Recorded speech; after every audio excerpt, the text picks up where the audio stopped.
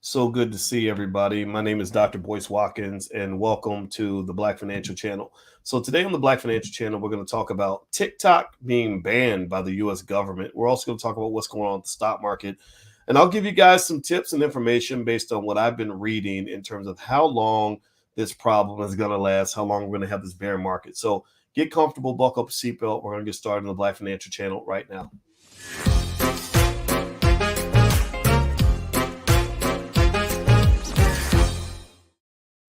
Hey everybody, welcome to the Black Financial Channel. That's theblackfinancialchannel.com. My name is Dr. Boyce Watkins. I am your friendly neighborhood finance professor. On the Black Financial Channel, we talk about Black wealth and Black economics every single day. We do it all from a Black perspective because our number one focus is the Black community. That is what we call B1. B1 means we educate our kids. B1 means we break generational curses, not continue them. B1 also means that we will be the most financially literate group of people on the entire planet. We will own the assets. We will have all the wealth. We will win all the battles because economics is warfare. And if you want to overcome racism, you better get your money right. So if you agree with this philosophy, put a hashtag B and the number one in the chat, hashtag B1. All right, so let me jump in and tell you guys a little bit about what's on my mind today. I was reading this interesting article today about TikTok possibly being banned from the Apple Store and from the Google Play Store. Apparently, there's an FCC commissioner by the name of Brendan Carr who feels that TikTok is what he calls a wolf in sheep's clothing. He feels like TikTok is actually stealing American citizens' data.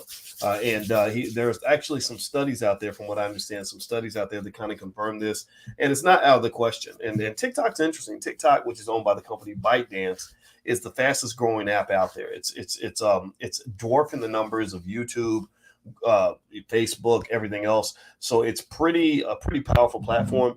And when I read what Brendan Carr was saying, I couldn't disagree. I mean, on one hand, he was appointed by Trump, and with Trump comes a lot of complications. With that man, he's a little bit weird, but at the same time, it's not out of the question. I mean, give me a yes or no, yes or no, yes or no. How many of you think that it's possible that the Chinese government could be using apps to spy on Americans? Give me a yes or no. How many of y'all think the Chinese might consider doing something like that?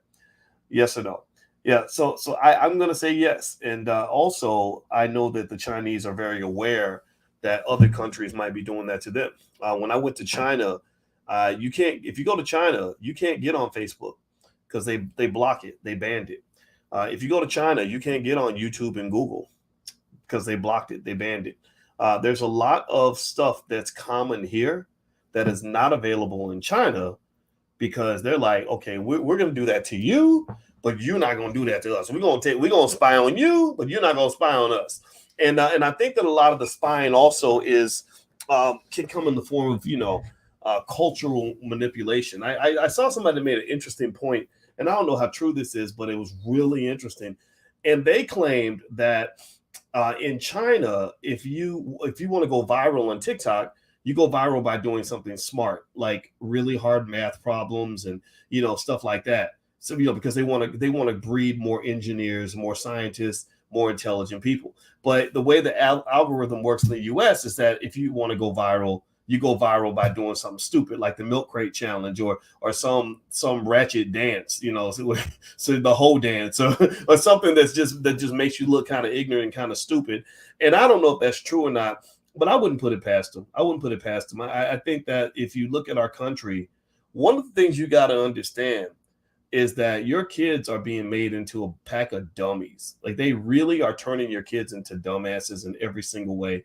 The kids come out of school, even the ones that make good grades, can barely read, can barely write, can't do math, can't start a business. And so I'm just speaking to all the B1 people and saying, y'all need to get off the damn boat. I know y'all caught up in integration and you think that being next to white folks makes you better, makes you smarter, makes you more worthy. But let me tell you, America, if you look at the measuring sticks, America is headed down. China is headed up.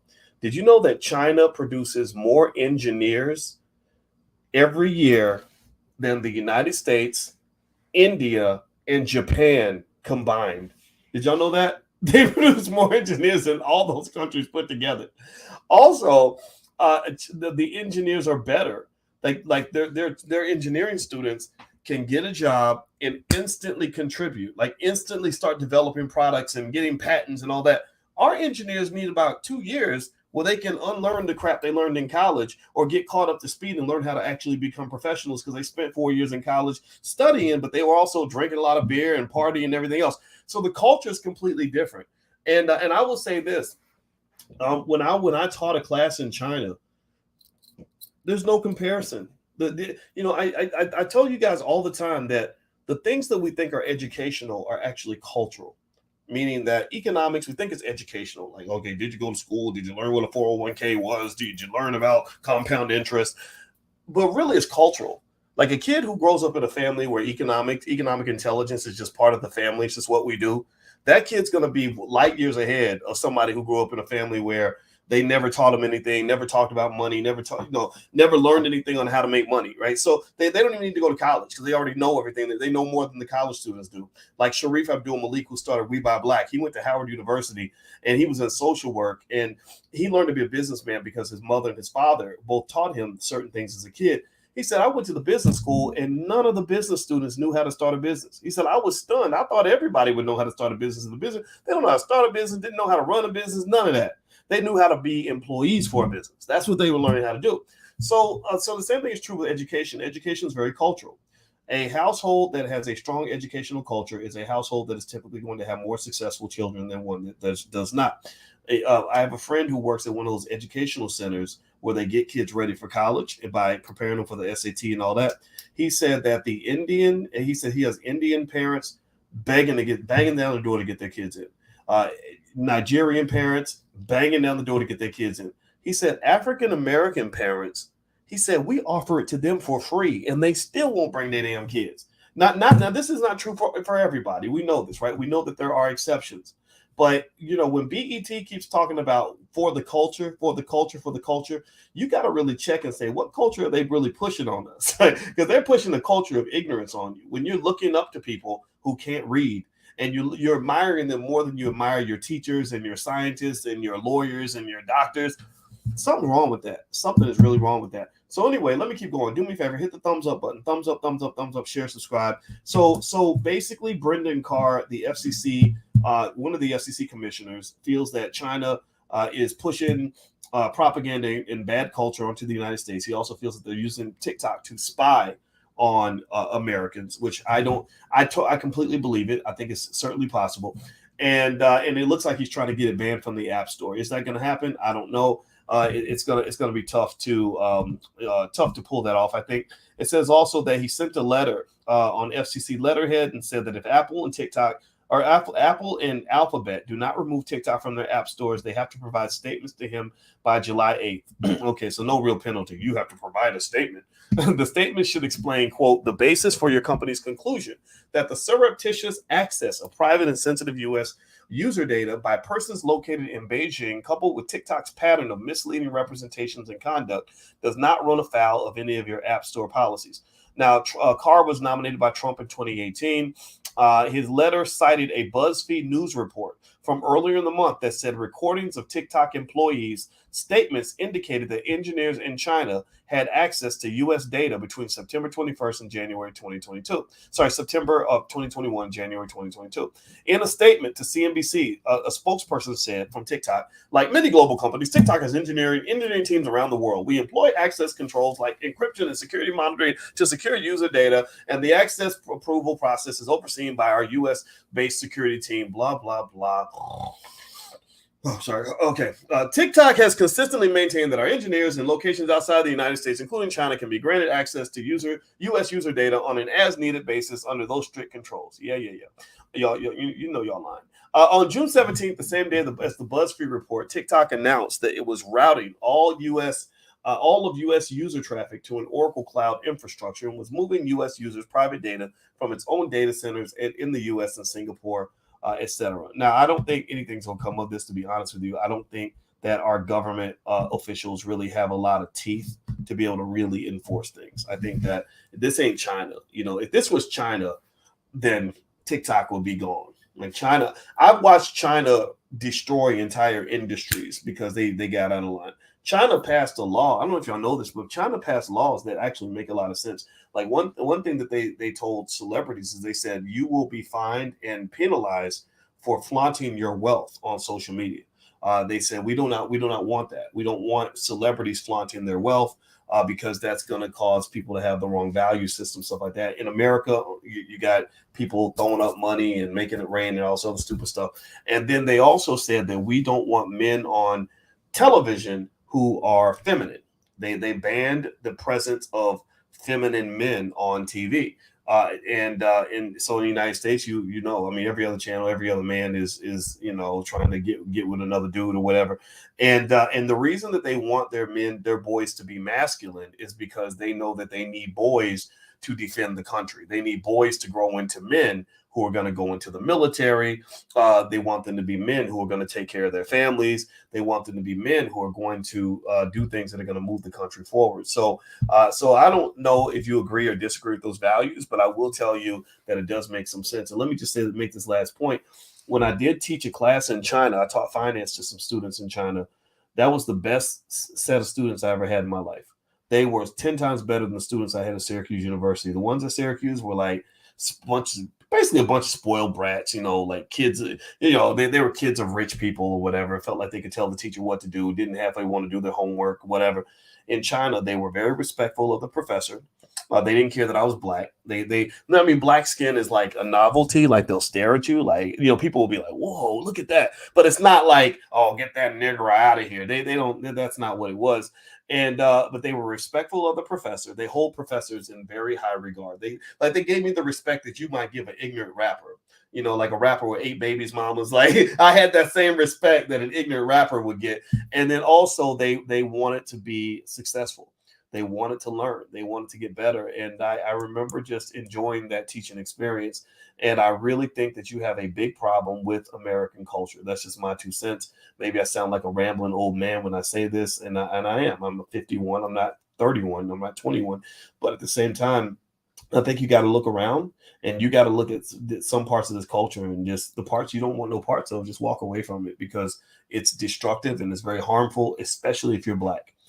Bad culture ruins black families. Bad culture creates trauma. Bad culture creates broken families. It creates baby mama-itis, baby daddy-itis. You put your kids through hell. It creates poverty. It creates ignorance. So you should not glorify the things that hurt you and then be surprised when those things keep popping up. Right? Do you understand what I'm saying? So I encourage you to just kind of analyze your culture. That's my 2 cents. All right. So I don't know if TikTok's going to get banned or not. We'll see. Also, just on a side note, the stock market is still acting a damn fool. This is actually the worst first half of the year since 1970. I'm reading a report here. They said, however, it's not so terrible. They said, first, you have to get away from the obsession over the calendar year. There are plenty of periods where stocks have fallen 20% or more over any 6-month period, including drops as much as 43%. And they show a long list of times where this has occurred. I'm not going to list them all. There have been 13 periods where the S&P 500 has dropped more than 20% since 1957. That works out to about once every 5 years. So what you're getting right now is a once in a 5-year kind of cycle. There's something else that jumps out of this data. Most of the 20% drops have occurred in the last 20 years, and the majority occurred around the great financial crisis between 2007 and 2009. 7 of the 8 worst 6-month drops have occurred since 2002. So basically, Fed policy has shifted in the last 20 years, which is causing a lot more crashes. It's causing a lot more severe economic weather. Either it's super bright and sunny, or you're getting a thunderstorm. There's no in between half the damn time. And yet the S&P 500 is up 270% since 2002. So on one hand, while it's very sad to watch the market kind of just break down and take your money and piss you off, just don't forget, though, it's up 270% since 2002. So this means if you're a long-term investor, you ain't got nothing to worry about. If you're in it to win it long-term, now if you're fly-by-night, if you in it for a financial version of a one-night stand, I can't make any promises for you. I can't help you. I don't know what to say to you. But if you are a long-term investor, you are winning most likely in this stock market. You're going to continue to win because despite the fact that there's a lot of volatility, there's a lot of ups and downs, a lot of weird Fed policy, there have been so many opportunities to make money. And actually, this is one of them right now. With this market dip, I'm buying everything I can get my hands on. Even if the prices keep going down, I'm gonna keep on buying. I'm gonna keep buying until we hit the dip, because I know eventually we're gonna hit the dip, and then eventually we're gonna start going up. We have all these assets that will appreciate in value. That's where rich people come from. Rich people don't come from the factories. Rich people don't come from working in the restaurants. Rich people don't come from being employees and saving their way to wealth. You cannot save your way to wealth. You've probably heard it before. I'm going to say it again. You cannot save your way to wealth. You must invest your way to wealth.